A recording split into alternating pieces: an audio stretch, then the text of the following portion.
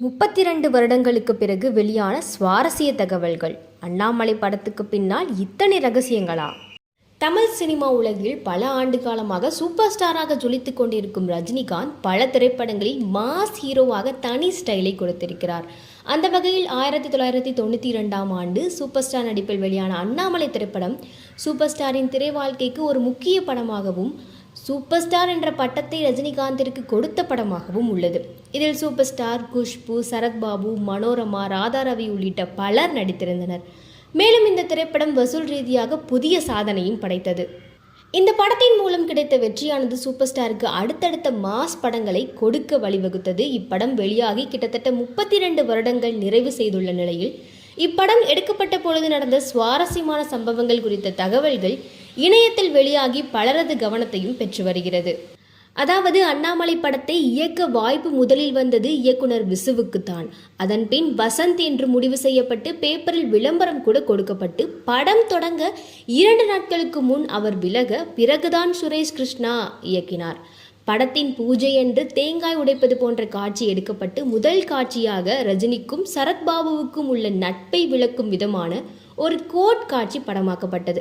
பின்பு நீளம் கருதி அந்த காட்சி படத்தில் வைக்கவில்லை. படத்தில் வரும் பாம்பு சீன் காட்சியில் நடித்த பாம்புவுக்கு வாய் தைக்க மறந்து அந்த காட்சி எடுக்கப்பட்டது. தலைவரின் தெய்வ சக்திக்கு முன் அவர் எதுவும் ஒன்றும் செய்ய முடியாது என்பது அதன் மூலம் நிரூபணமானது.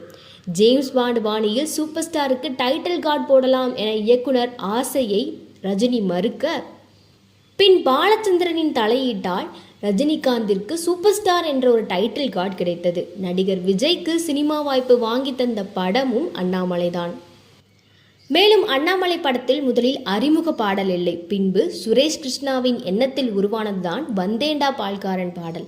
இன்று அந்த பாடல் பால்காரர்களின் பாடலாக விளங்குகிறது. இதற்கு முன் பல ஹீரோ இன்ட்ரோ பாடல்கள் வந்திருந்தாலும் வந்தேண்டா பால்காரன் பாடல் பாதிப்பு தான் பல ஹீரோக்களுக்கு அறிமுக பாடல் வைக்க காரணமாக இருந்தது. அது மட்டுமின்றி அண்ணாமலை திரைப்படம் தான் ரஜினி தேவா இணைந்த முதல் படம்.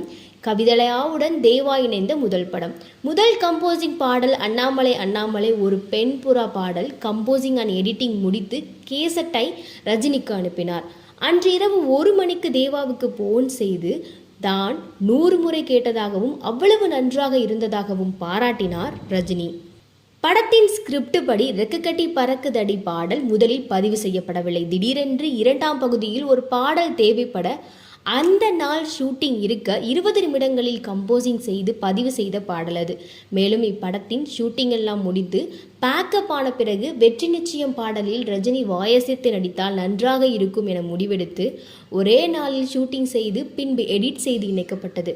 மற்றும் இடைவேளைக்கு பின்பு வரும் சரத்பாபுவிடம் தொடையை தட்டி சவால் விட்டு பேசும் காட்சி எந்த கட்டும் இல்லாமல் ஒரே டேக்கில் நடித்து அசத்தினார் ரஜினி.